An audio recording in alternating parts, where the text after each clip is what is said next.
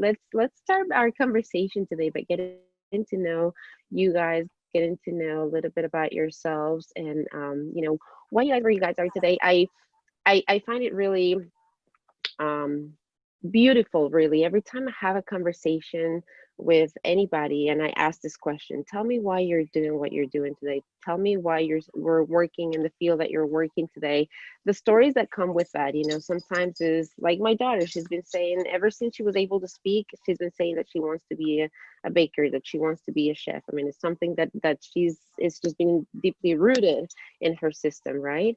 But then for other people, when I talk to them, it's like, I knew that I wanted to make a difference, but I wasn't sure where it was going to be. And life kind of put me in this place and in this scenario. And from there, it became a passion, and I've made it a career. So it's really, as I said, beautiful to me to just learn what everybody's journey is and how everybody got to where they got to be. So let's start with you, Betty, this morning, sharing a little bit of your story and what inspired you to be who you are today, how you decided to be that you wanted to be in business computer systems, or was that just something that happened as you were exploring your career in your life?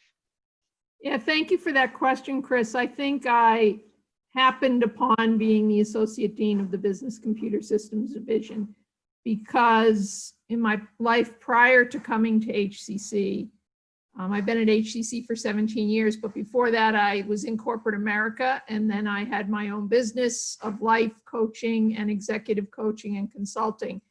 And I came upon some HCC folks about 16 or 17 years ago, and one thing led to another.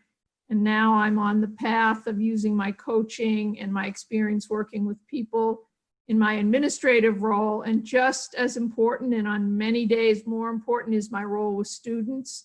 I teach business, I teach entrepreneurship. Right now I'm teaching business ethics. And I just love working with people because I believe we all have answers inside of us. And it just takes the right mentor, the right teacher, the right coach to ask us the right questions to bring our answers out. So that's a little bit about me. I've been in this role for about 7 years. My responsibilities in the business and computer division are mainly around day-to-day operations, working with students and faculty so that students can achieve their goals, and then the teaching that I do. You said something really important there, having mentors, having people that you can go and talk to. And I've, found through my career as well that it's really, really important because many times we kind of put either walls or we think that we can't accomplish something. And when we find those right people who we can go and talk to, they see something in us that maybe we know that it's there, but we don't quite see. And so it's really, really important. So I really appreciate that. Thank you for bringing that up, Betty. And Tim, tell us a little bit about yourself. Are you like my daughter, somebody who knew always that you wanted to be in the culinary business, or is this something that you discovered as life went on? Well, I discovered culinary arts at a very young age in my adult life. I was originally on a path of political science and thought about becoming a lawyer, and I started working in criminal justice. And at some point, I just decided I wanted to do something different. So this is way before food TV started. I saw a program that was in French with subtitles on how to prepare a dish, creme brulee, very popular common dessert, creme brulee. I had no idea what it was. I had never seen it. This is around 91, 92. And I went to the store, got the stuff, came home, went through all the steps, prepared everything, and hated it. Thought it was the worst tasting thing. I was like, this is gross. I don't want to eat this at all. Which is, I'm sure that's hurting the ears of the French brulee connoisseurs of the world. But it was not my cup of tea.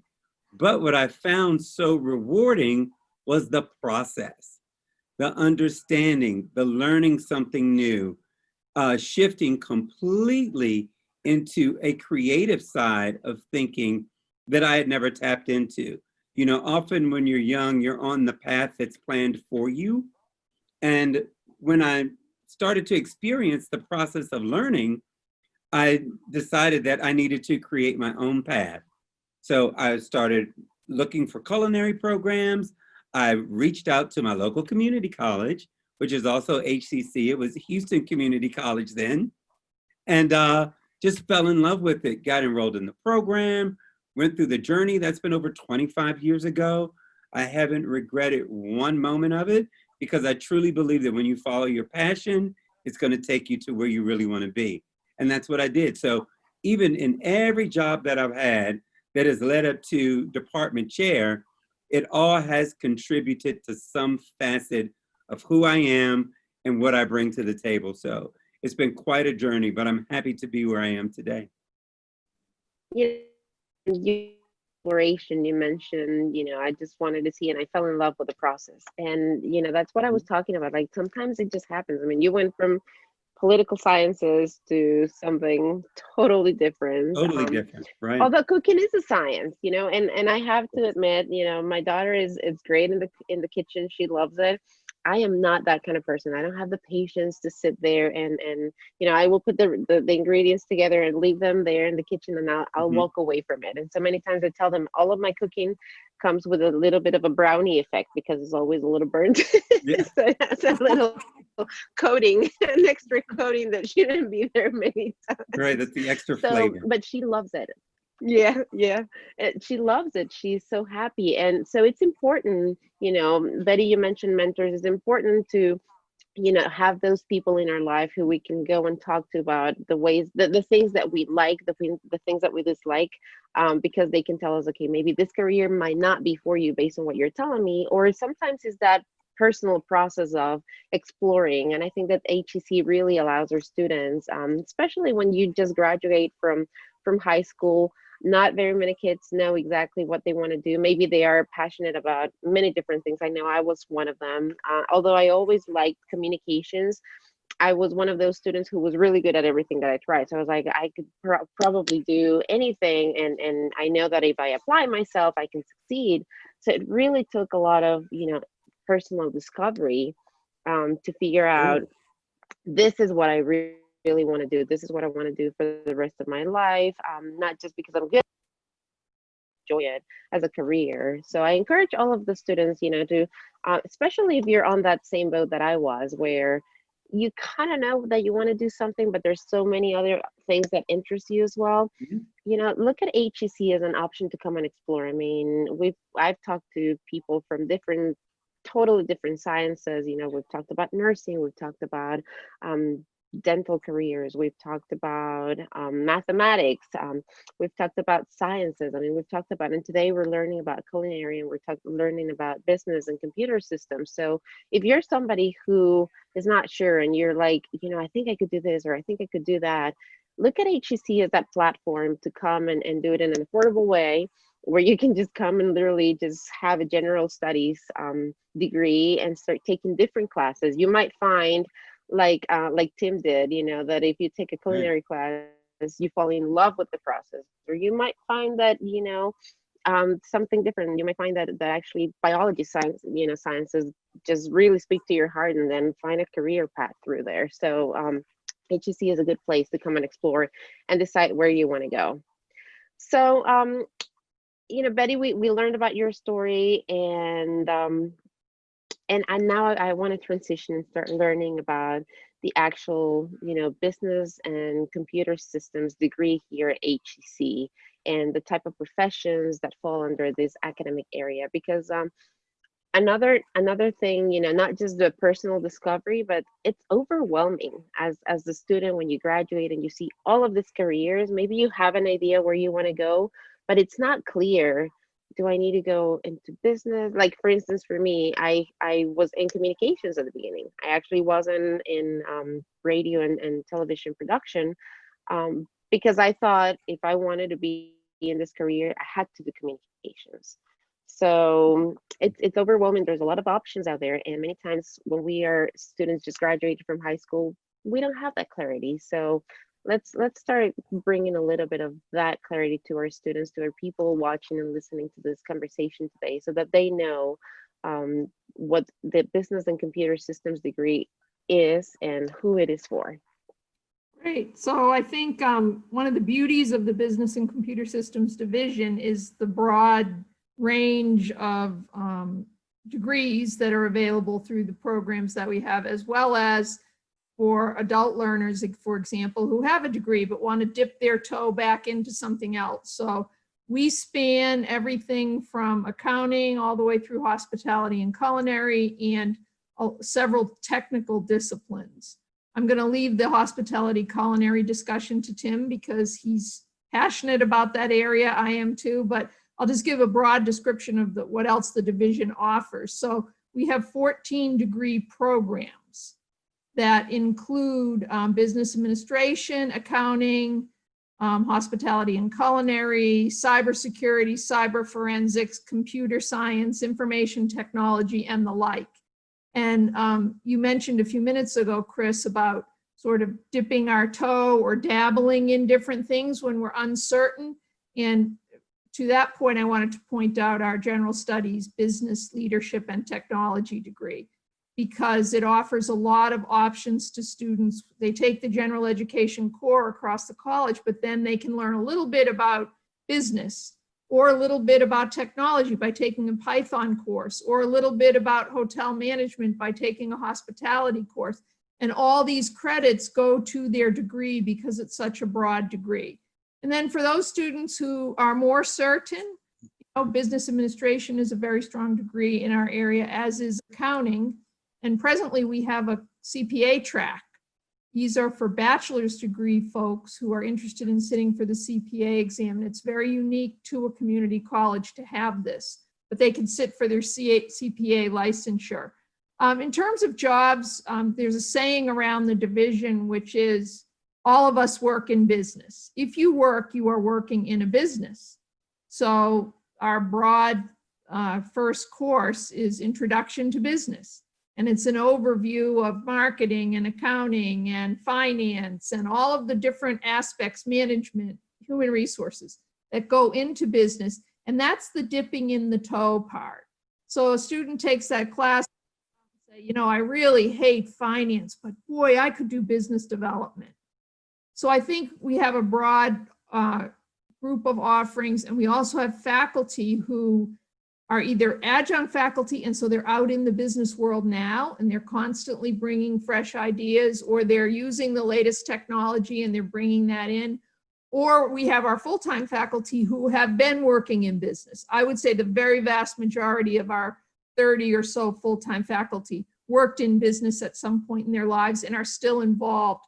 And this is very important because it establishes connections with employers in the community. And then we have opportunities that we can bring to our students for things like internships and apprenticeships and the like. So I think, my experience over 17 years with our students is we have many that come in business administration, and it's a tough degree, and some don't quite like that. They switch over to general studies and it's a rebirth. They find out that, maybe I do want to be a chef, or I love cyber forensics. And so since the basic gen ed gets finished and then they switch, they don't lose any credits. So that's a little bit about the division. And, for me, when I was looking at my guests and the upcoming conversations that I was going to have, it was a little hard at first to understand, why am I putting culinary and business and computer systems together?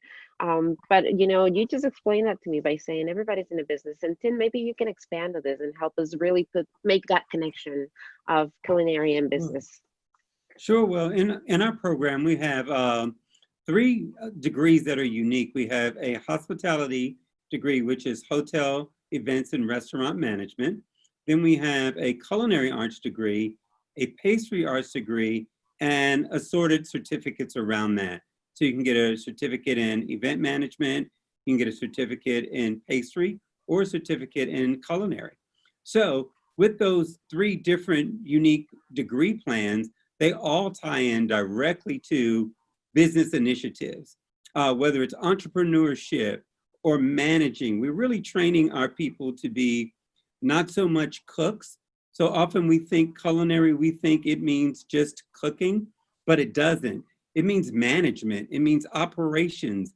It means being able to balance the finances against the profits, right? So often people are ambitious with ideas of what they want to do as far as their culinary or baking and pastry career, but they really need to build that business foundation as well to be successful.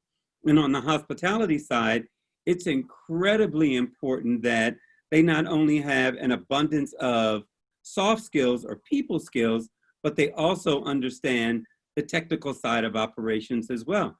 So often they'll do a rotation in an internship in a hotel, and they'll touch a variety of departments that they had no idea took so much technical information.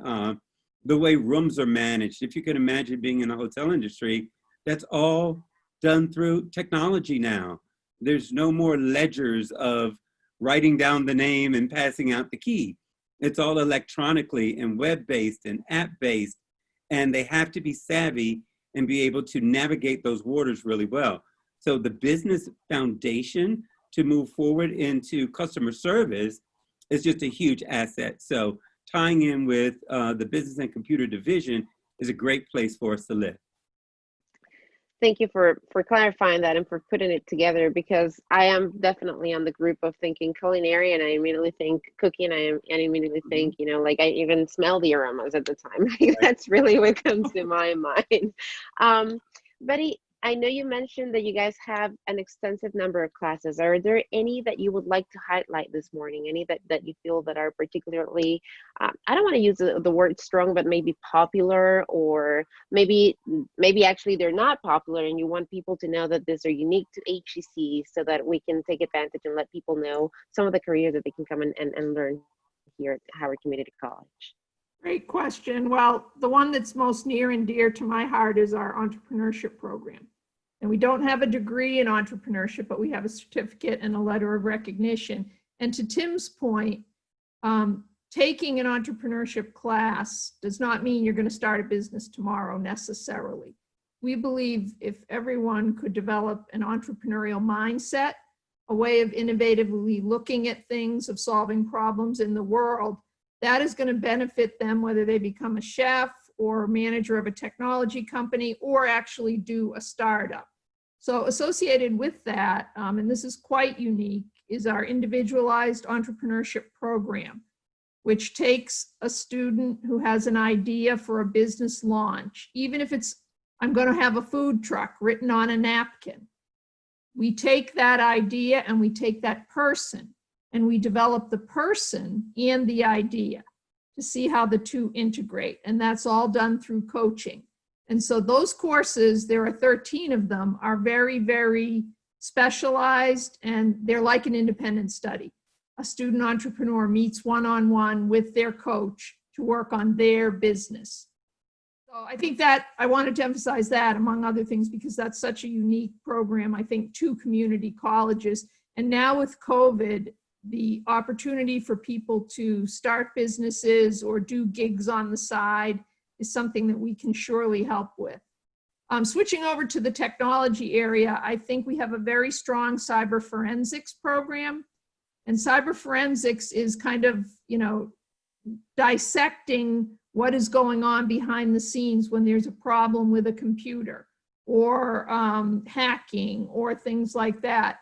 I think if we could name it something else, maybe people would enroll more, because I think there's not quite an understanding of what it is. In contrast with computer science and cybersecurity, which everyone sort of has a feeling about what those terms mean, but the jobs are plentiful in the Washington, D.C., Maryland area for students of technology in all different perspectives. So I think the other course, there are many, but the other course I would like to highlight is our entrepreneurial leadership class, which is again about how to become a leadership person in the realm of solving problems and thinking through things. And it's a requirement in several of the programs in our division, despite the fact that these students are not entrepreneurial in nature. They take it to learn about entrepreneurial leadership.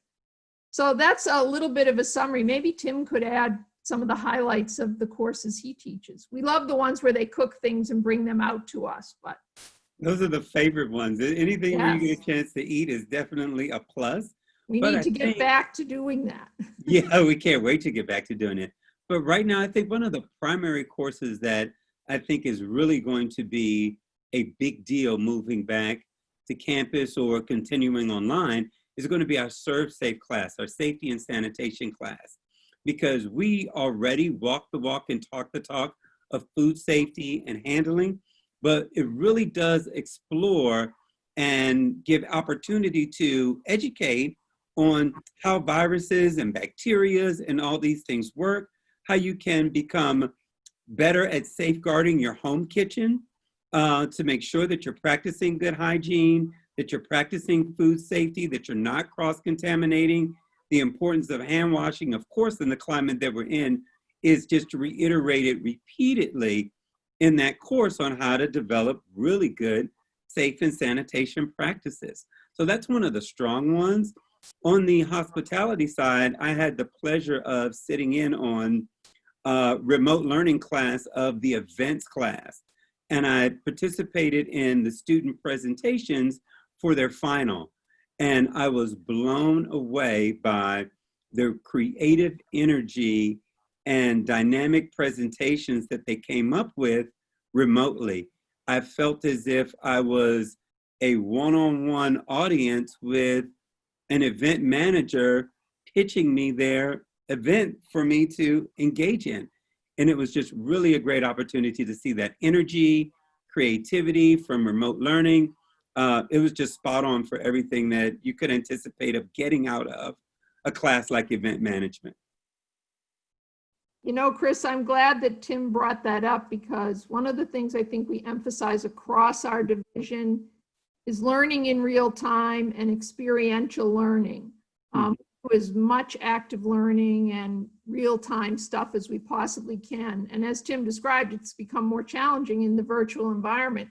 Yes. The world is going, we may be doing more and more things. You know, the beauty of the globalization of being able to work with somebody in India, for example, on a project that you travel there, you just hop on Zoom and here I am learning and learning and learning. And we infuse some of that into some of our programs where we have experts from around the world who can be recorded on a call like this, and then students can listen to it repeatedly. So it's really good. But I think the point I wanted to make is the importance of hands-on learning and actually getting to do stuff versus memorizing things. And, you know, there's a place for some of that, but I think a lot of the work in our division is experiential with our students.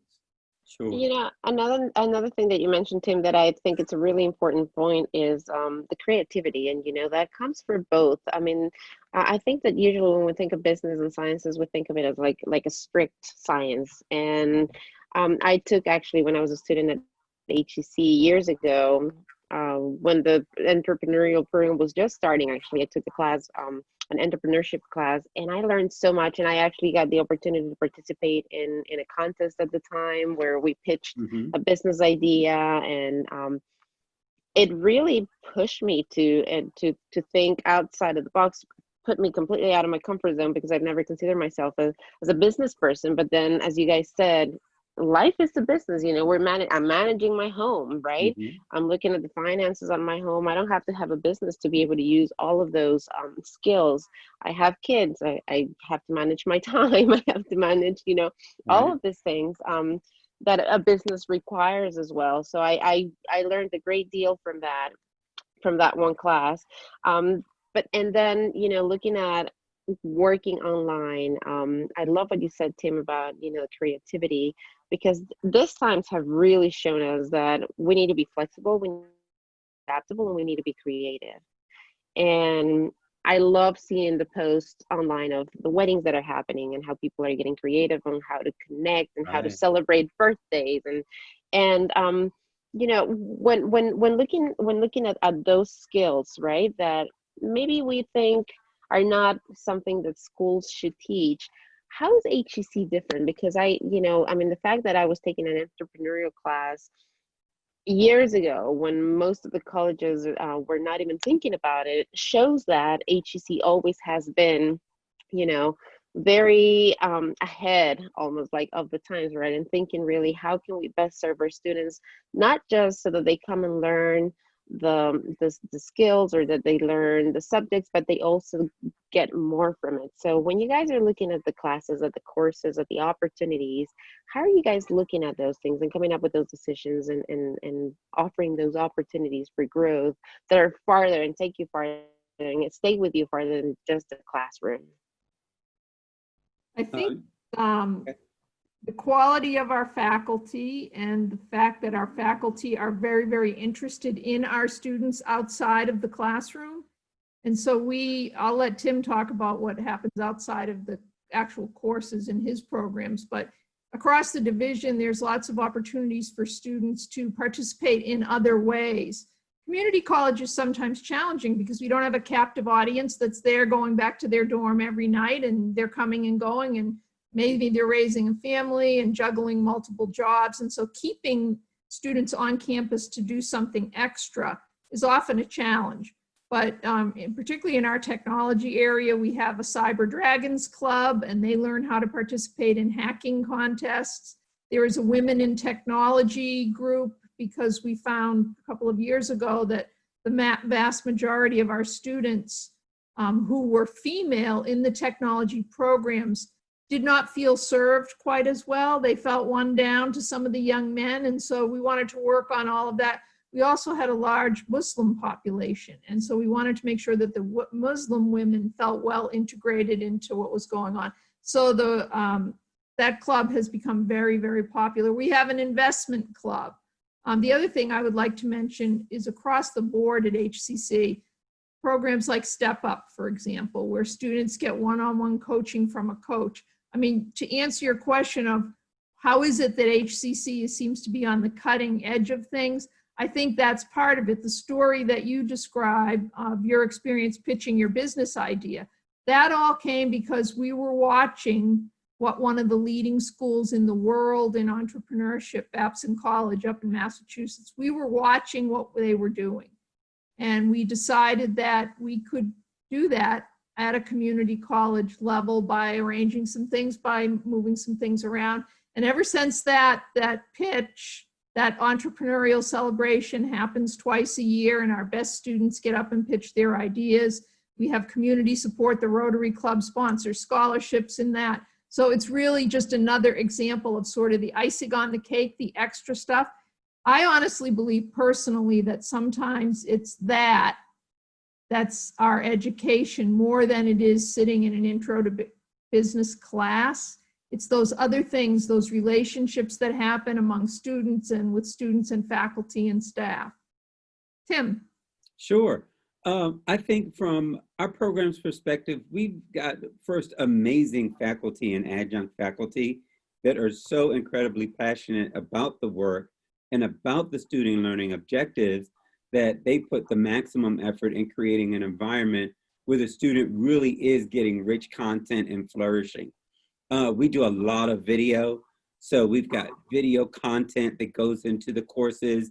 The demonstration pieces are still being able to be executed from home. We dialogue back and forth with the students to make sure that they're understanding what the outcome should be. You know, it's kind of, you know, when you talk about just a birthday cake, could you imagine baking a virtual birthday cake that you're getting assessed on, but not being able to taste it, right?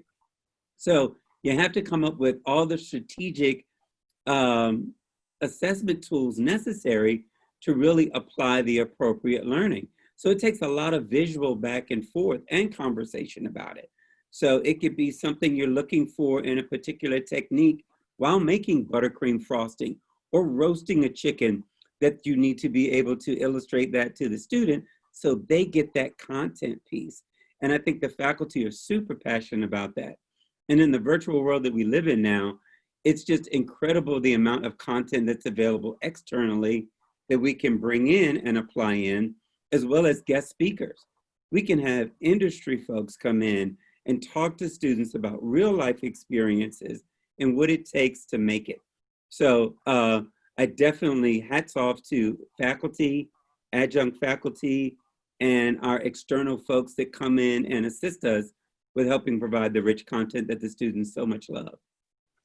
You guys had also mentioned earlier internships, apprenticeships, and opportunities, you know, to take it even farther. I mean, right now, you've talked about the things that within the school we've done, but Betty, you kind of touched a little bit on it. It's looking at the full student, and it's looking at providing opportunities for growth. As you said, is more than just going and taking the class and you know the necessary classes to get your degree, but it's really those extra, those icing on the cake that you mentioned, opportunities that really make HCC, in my opinion at least, unique and special. Because when I graduated from HCC, I felt so confident. I mean, I was knocking on big doors, you know. I was like, I feel like I learned and I did so much at HCC with my career that if you give me a job, there will be things that I didn't learn, just because the equipment is different. In the case of my career, you know, you guys might be using a different platform than the one that I learned.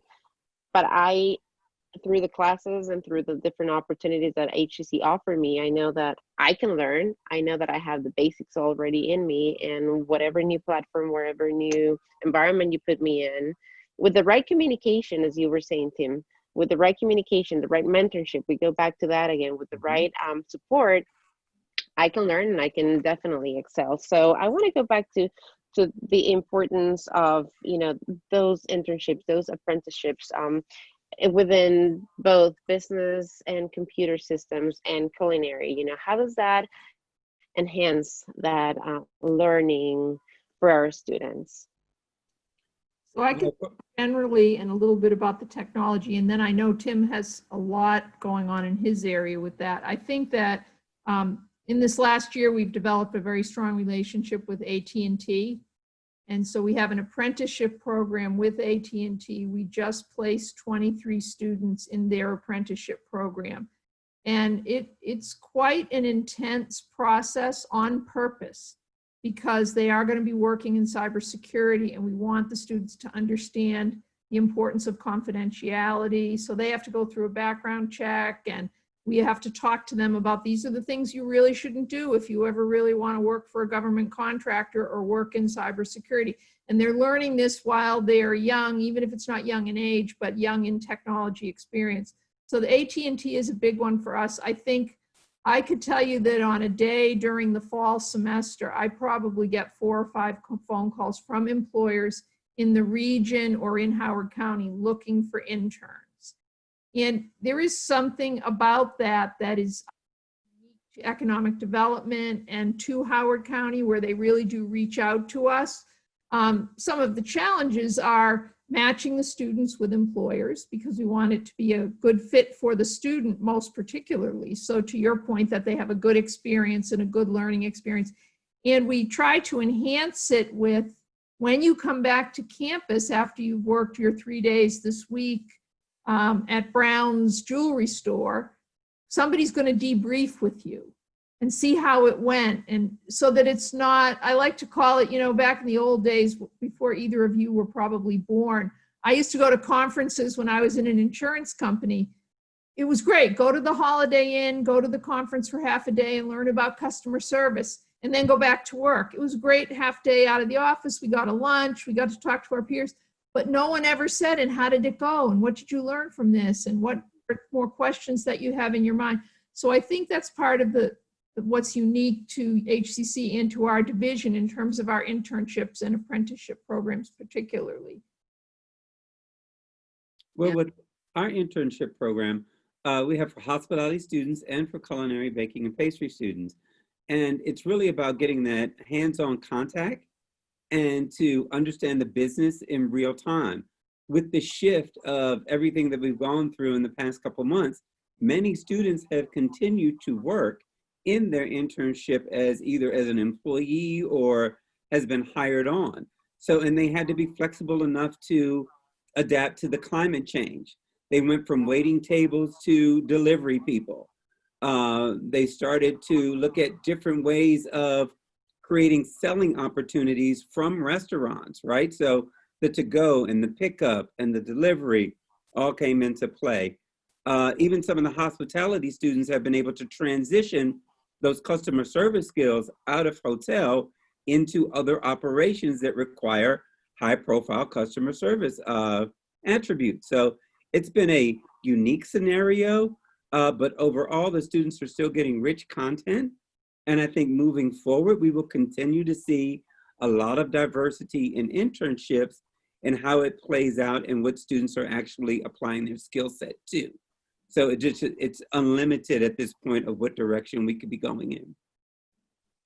Now, you know, we've been talking about the quality of education. We've been talking about, you know, all the opportunities that students have here at HEC. But I think it's also important to let people know that HEC has been recognized and the programs have been recognized even nationally in some cases. So I want you guys to brag maybe a little bit now about the programs and some of those recognitions that they have earned.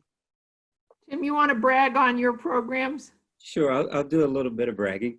Well, a couple that really stand out is that we have a couple of accreditations. We're accredited through ACFA, which is the Accrediting Commission of Professional Hospitality Admissions, or administrators. So that's a great one. We're also accredited through the American Culinary Federation Education Foundation. So they really do apply a bit of rigor to our standards to make sure that we're really teaching strong outcomes and objectives. And we've got a great partnership right now with BIC EF, BIC Education Foundation. They've been able to award scholarships to 15 students on a semesterly, cumulative semesterly average going into the fall. So they've done a great job of partnering with us, as well as donating to naming rights for some of our kitchen spaces. So we have a great working relationship with them as well. We also partnered with some programs at the college to help do some video production where students are actually interacting with of the food bank and serving the community that way with different presentations with Howard Pride. So we're really excited about the direction things are moving in. So Betty, what you got? So we, 6 years ago, prior to Tim arriving on the scene, went through a rigorous accreditation that we were awarded by an organization called AES, Accreditation Educational Services. And it spanned the whole division and all the programs. And we spent the better part of 18 months in a self-study. And I think the fact that we are accredited by AES, which accredits business schools across the country, is important to our students. What's also important is that we had to really study our programs and our courses in order to become accredited. And that increasingly gave us better programs. And we still ask ourselves some of the questions that we were required to ask ourselves during that self-study. And we are one of the few community colleges in the nation who has that accreditation. The other accreditations that we have, other than the ones Tim mentioned, are in our technology area. And because technology is changing every time we blink our eyes, staying current with all of the tech stuff and having NSA right down the road from us, you know, all of those things go to some of these accreditations. But we are designated by the Department of Homeland Security and NSA as a National Center of Academic Excellence.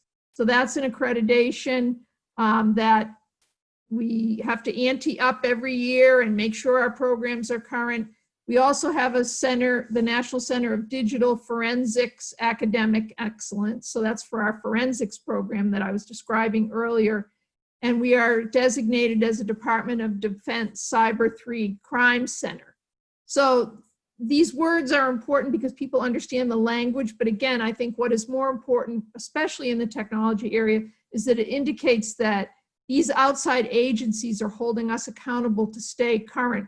We just had our faculty all educated on cloud computing. Now, cloud computing has been around maybe for 18 months in sort of the common lexicon, but it goes back longer than that. And so we're teaching our students how to do computing in the cloud. And so these accreditations require us in the technology area to stay current, our faculty to stay current, our equipment to stay current. And now doing all of this in a virtual environment is kind of the way the world is going, I think. You mentioned the importance of staying current, and I know that at least the culinary department just recently had a lot of renovations done. And you mentioned the equipment, and I want you guys to just tell us a little bit, share with us a little bit of some of those, the equipment, some of the things that the students can come and interact with, and get their hands on when they're at HEC. And I know it's a little bit different right now that we're at home, but as you were saying, Betty, how are we getting creative right now? And even though we don't have access to campus, to all of that equipment that's there waiting for the students to get back in on campus, how are you guys, what's at home right now, and how's all coming together? Sure. Well, if you can see behind me, my background is our actual dining laboratory on campus. So it's brand new. We opened it fall 19, as well as 2 additional new kitchen spaces, a baking lab, which is state of the art. It has steam injected deck ovens, chocolate tempering machine, a plethora of mixing tools and equipment there. On the culinary side, the a la carte kitchen is brand new as well, and it features a state of the art electronic combination cooking oven, or combi oven, that's all digital. So you almost need a degree in technology just to be able to program and operate, which is amazing for students to be learning on equipment that is so contemporary, especially for large volume cooking. So it's just great to have the facility as shiny and new as it is. Translating that to at home, we're encouraging students to make investments in things that are going to be long lasting. That if you see that you need a piece of equipment that's appropriate for a specific learning outcome, that you get the equipment that is appropriate, that's going to last you into your career. So we're not looking at students spending an exorbitant amount of money to go and recreate the full experience, but if it's something that they can use that's going to strengthen their skill set while at home, we definitely recommend that if they can get the equipment that they do. So some of the same applies in the technology areas. They're doing simulations.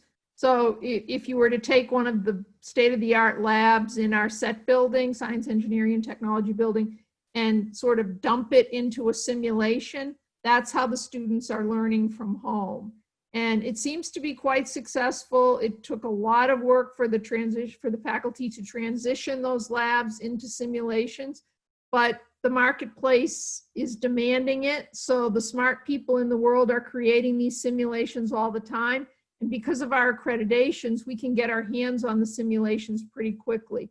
So I would say it's not ideal. We'd love to have the students in the lab, but we're dealing with it the best way that we can for the present time. And then in the business area, there's not as much of that, but one of the things is our Center for Entrepreneurial and Business Excellence, which is a drop-in center in the Duncan Hall. Well, nobody's dropping in there right now. So we've started to put together a virtual Center for Entrepreneurial and Business Excellence, which will have recordings, which will have Zoom meetings with faculty or coaches, which will have all kinds of resources for business and entrepreneurial students to tap into, just like they might have if they had been able to walk into the space that we currently have. The other part of it is the collaboration amongst the students. How do we get them together to bounce their ideas off of one another? We're going to try to do that through the center during the fall semester. And the one thing that COVID has taught me is that before we were maybe slow, I think, into opening up those areas, and understanding that people sometimes need that flexibility in order to fully participate.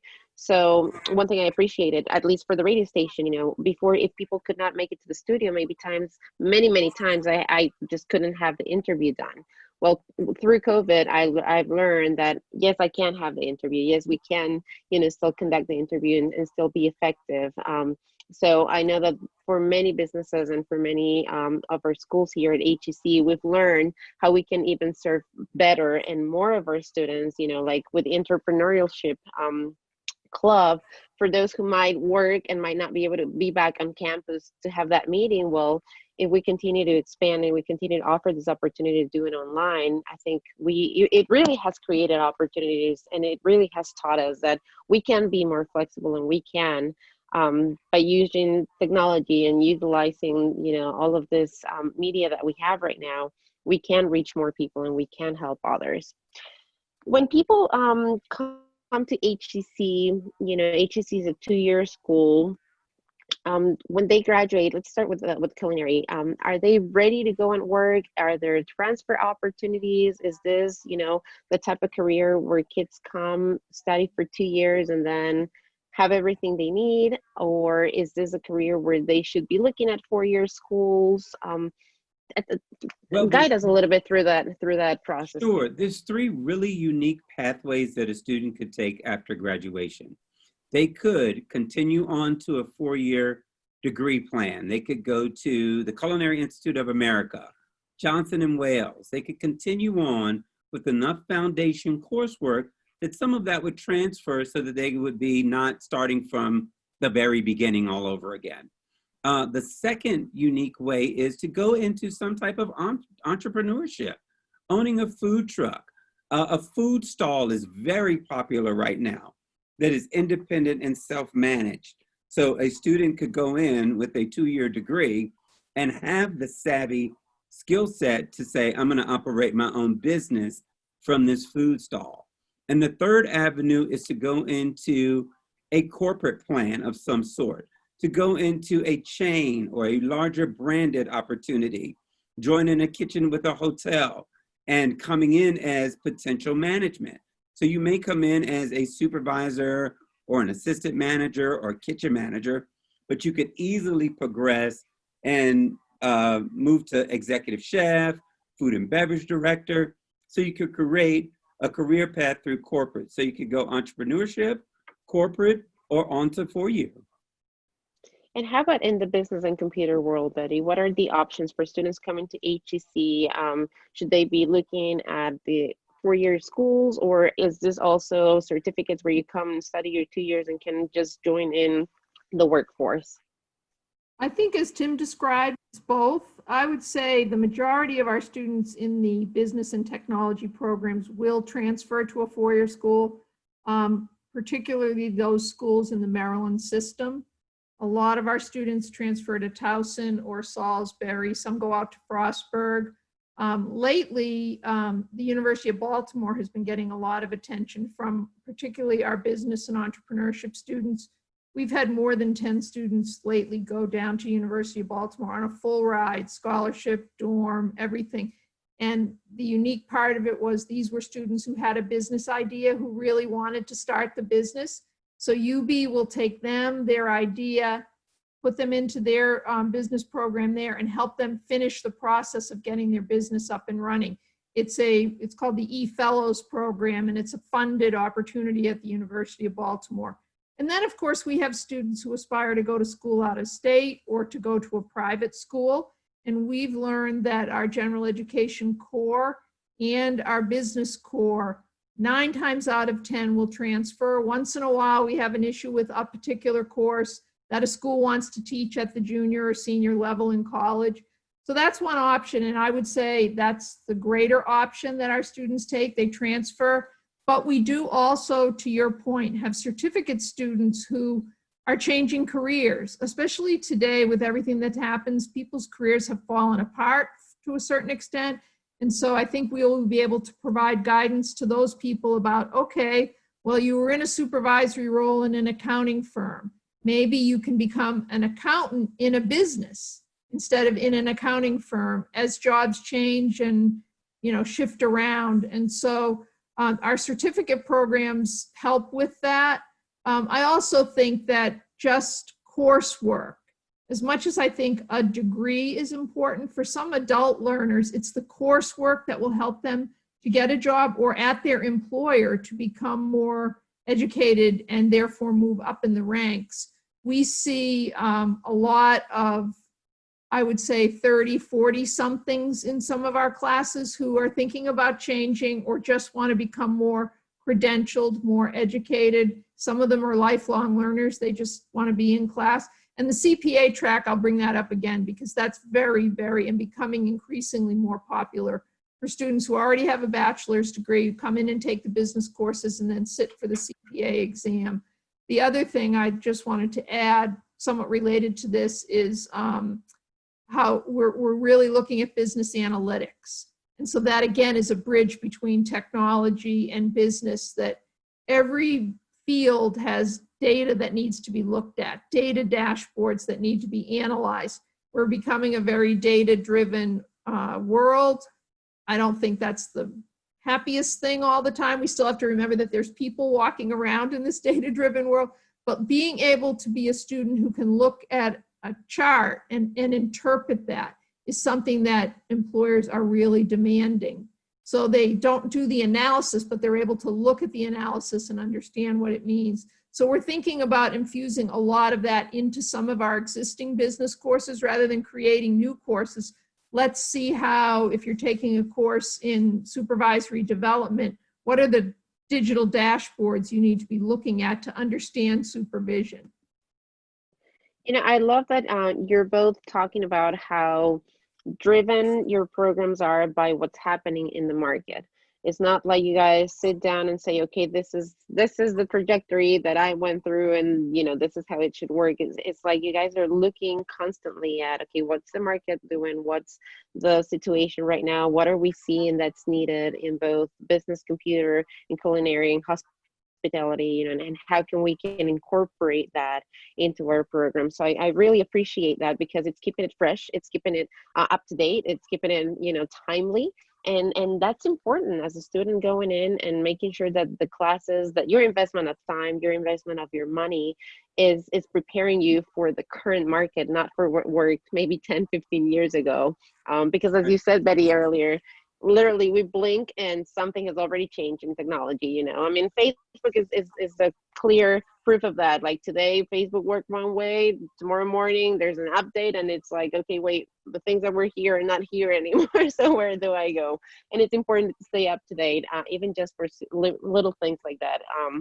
Personal things even, you know, as going into your social media feed and connecting with the world that way. We're running out of time here, and I feel like we only scraped the surface, really, like, you know, with both of your programs, like we really weren't able to get deep information. So for those who are listening and maybe you're feeling the same way, like they're like, wait, I have more questions, and I you know, you guys didn't really go into this that I was looking for.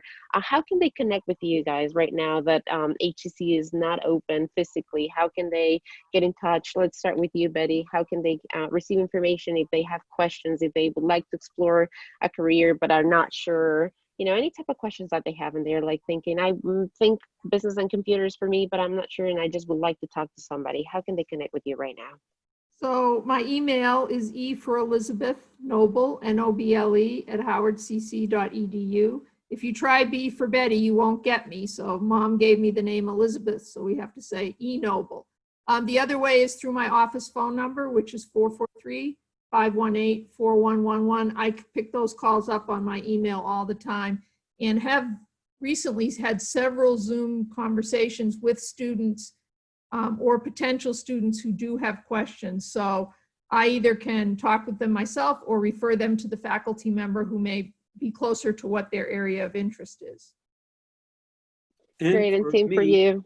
Well, I got another option for you as well. I think that if we drive any requests for information for our programs, is to go through the website first, check there, and there's a request for information form to complete.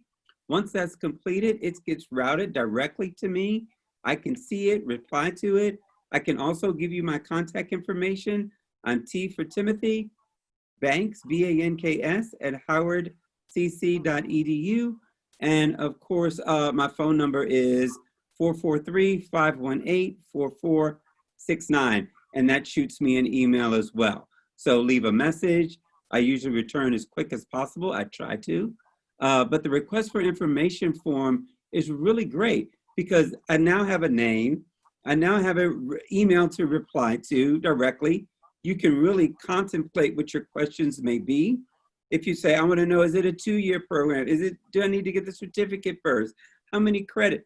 All those is a great place to capture in the request for information, and we'll get right back with you. I'm glad you brought that up, Tim. That's true across the whole division. I think sometimes it helps people to organize their thoughts to fill out a form like that, and we do see them often. So either way, you know, we're here to provide support and answer questions.